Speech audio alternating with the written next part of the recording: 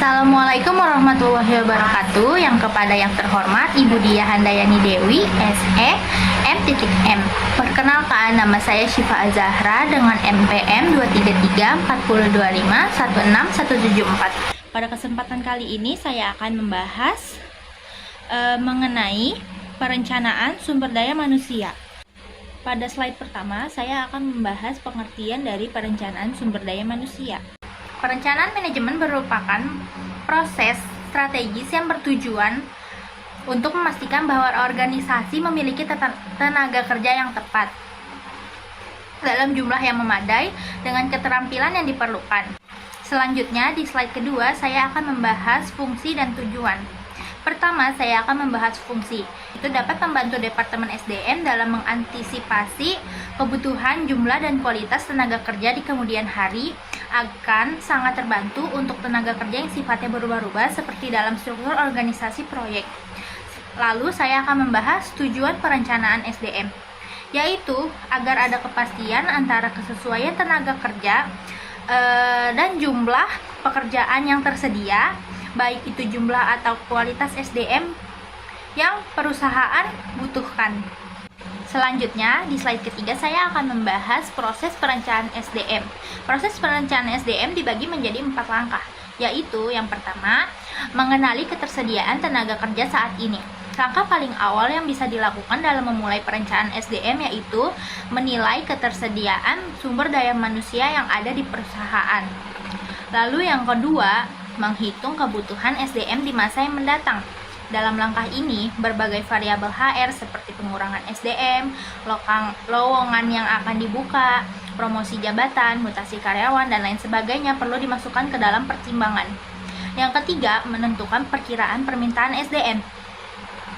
Penting juga untuk mengetahui strategi dan objektif bisnis jangka panjang agar perkiraan permintaan bisa sesuai untuk memenuhi kebutuhan perusahaan. Lalu yang keempat, merancang strategi dan implementasi pencarian SDM. HR bisa melakukan relokasi, rekrutmen, searching, pelatihan, manajemen SDM, hingga melakukan perubahan kebijakan terkait sumber daya manusia. Selanjutnya, di slide keempat ini saya akan membahas faktor yang harus dipertimbangkan. Yang pertama ada pertumbuhan. Beda perusahaan, beda juga tingkat pertumbuhannya. Dalam melakukan perencanaan SDM, penting juga bagi HR untuk mempertimbangkan faktor pertumbuhan finansial dan kebutuhan perusahaan. Lalu, yang kedua, perubahan. Perubahan bisa terjadi kapanpun. Ketika perusahaan sedang mengalami perubahan, usahakan agar HR memiliki fleksibilitas agar bisa memenuhi kebutuhan perusahaan dengan lebih baik. Yang ketiga, teknologi.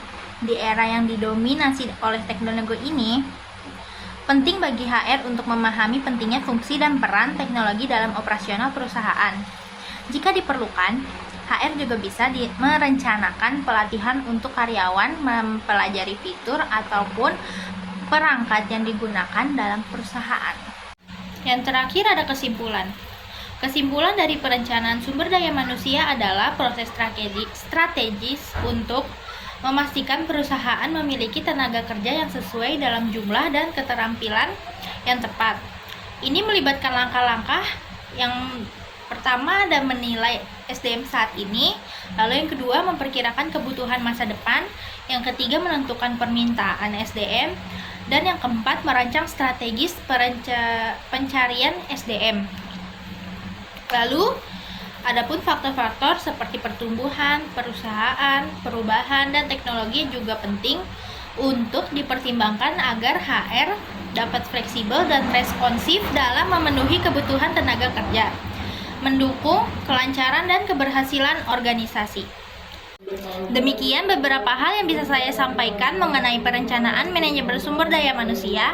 Saya mohon maaf yang sebesar-besarnya apabila ada tutur kata yang kurang berkenan bagi Ibu. Dengan ini presentasi hari ini saya tutup. Terima kasih. Wassalamualaikum warahmatullahi wabarakatuh.